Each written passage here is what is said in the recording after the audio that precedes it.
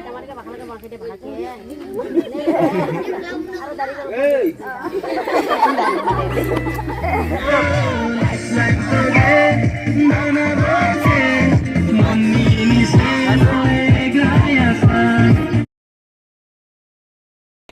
বিয়া হোৱাৰ আগৰ পানচিনি খোৱাৰ মুহূৰ্ত। নমস্কাৰ, স্বাগতম জনাইছো আপোনালোকক মোৰ এটি নতুন ব্লগত। থাম্বনেইলটো দেখি আপোনালোকে ধৰিব পাৰিলে যে হয় 16 অক্টোবৰত মোৰ ভণ্টিৰ বিয়া হৈ যায়।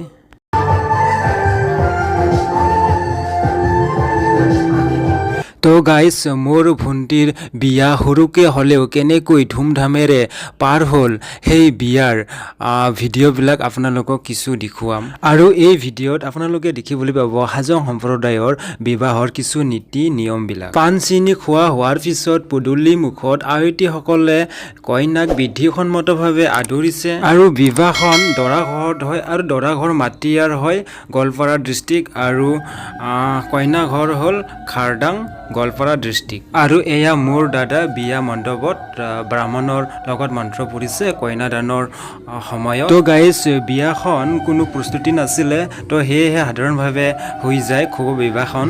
আৰু খোব বিবাহৰ দিন আমাৰ হাজং সম্প্ৰদায় লোকসকলে পঞ্জিকাৰ মতে কৰা হয়। আৰু ব্ৰাহ্মণ নাপিতৰ কাম সম্পূৰ্ণ হোৱাৰ পিছত কইনাৰ ধুনী মায়েক ধুনী বাপেকে বিয়া দিয়াৰ মুহূৰ্ত এয়া। অৰ্থাৎ কইনাই যি জাগাত বোৱাৰী হিচাপে যায় সেই জাগাৰ নতুনকে দেতা মা বনাব লাগে, কাৰণ কইনাক দেখভাল কৰাৰ বাবে এয়া নিয়ম। তো মোৰ বন্ধু বান্ধৱীসকল, আপোনালোকে যদি বেলেগ কাষ্টৰ হয় আপোনালোকৰ নিয়মত এনেকুৱা আছেনে কমেণ্টত জনাবচোন।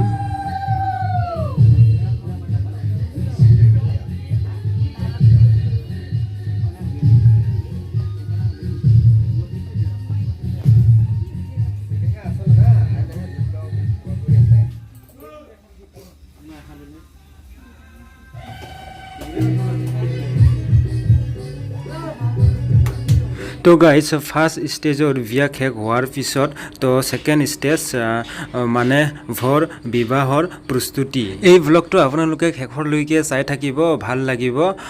বিয়া শেষ হোৱাৰ পিছত আমাৰ ঘৰলৈ দৰা কইনাক মানে আঠমঙলা দিনাৰ সেই মুহূৰ্তবিলাক আপোনালোকক দেখুৱাম। আৰু দৰাৰ দেতা মাকহঁতে নতুন আলহী হিচাপত যোৱাৰ মুহূৰ্তবিলাকেও আপোনালোকে এই ভিডিঅ'ত দেখা পাব। আৰু আমাৰ হাজং বিবাহৰ নীতি নিয়মবিলাকৰ বিষয়ে বাৰু এই ব্লগত ইমানকৈ আলোচনা নকৰোঁ, কাৰণ ভালকৈ ষ্টাডি কৰিব লাগিব। সেই নীতি নিয়মবিলাক বাৰু মোৰ বিবাহত কম। মোৰ বিবাহ যেতিয়া হ'ব তেতিয়া আপোনালোকক কমপ্লিট ডিছকাশ্যন কৰিম। মোৰ বিয়া কেতিয়া হ'ব ভগৱানে জানে। আৰু আপোনালোকে কমেণ্টত জনাবচোন আপোনালোকে মোৰ বিয়া খাবলৈ ইচ্ছুক হৈ আছেনে নাই। আৰু এয়া দৰাৰ দেতা মাকে বিয়া দিয়াৰ মুহূৰ্ত।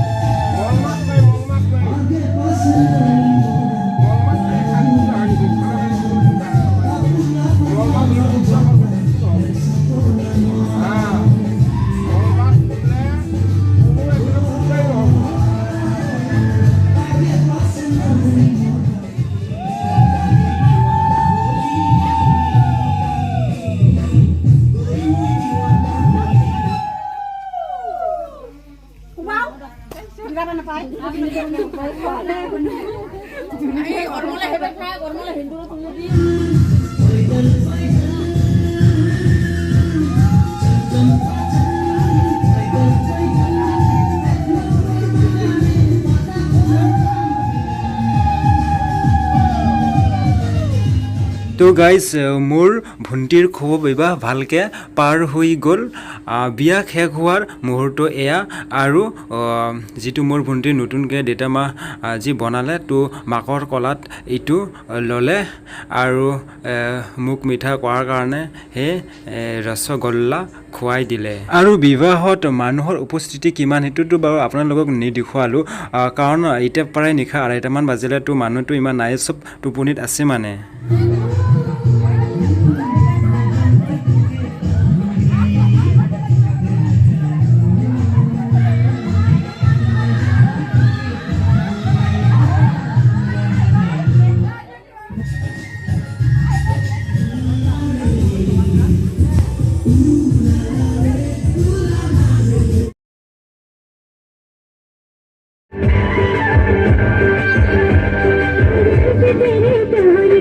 আমাৰ ঘৰৰ দৰা কইনাক আদৰাৰ সময়ত আয়তীসকলে হাতত গছা মুচি লৈ পদূলি মুখত গৈছে। তো গাইজ গেটখন বাৰু ধুনীয়াকৈ সজাব পৰা নাই, এনে চেম্পুলত আৰু বেকগ্ৰাউণ্ডত বাৰু জুবিনদাৰ মিউজিক বাজি আছে। তো সেইকাৰণে মিউট কৰি দিছোঁ, নহ'লে আকৌ কপিৰাইট লাগিব। আৰু এয়া মোৰ ভাগিনীয়ে দৰা কইনাক ভৰি ধুই দি আছে। ভৰিখন বাৰু ভাগিনীয়ে ধুই দিলে, কিন্তু পইচা কোনে পালে জানেনে? ভাতিজীয়ে পালে। এয়া চাওক, পূৰা খুচি আৰু।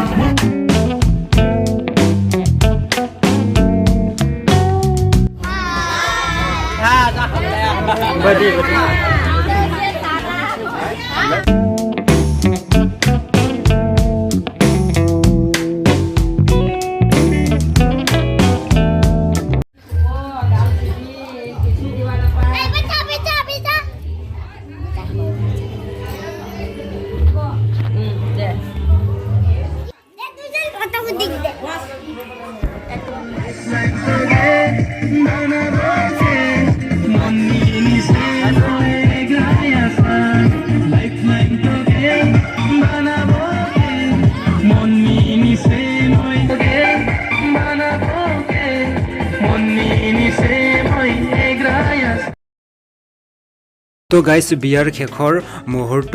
আজি আহিব দৰাৰ দেউতা মাক, সেয়েহে ৰান্ধনি ঘৰত ৰন্ধা বঢ়া কাম চলি আছে। তো গাইজ ৰাতিপুৱাৰ পৰা কিনকিনীয়া বৰষুণ, আৰু এতিয়া ৰান্ধনি ঘৰত মোৰ বাইদেউ নৱ আৰু ভিনি আছে। A few moments later.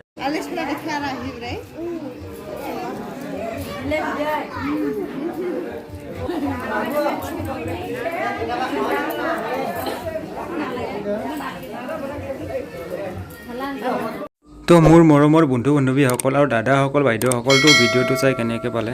ভাল লাগিলে লাইক কৰিব, কমেণ্ট কৰিব আৰু ছাবস্ক্ৰাইব কৰিব। ধন্যবাদ।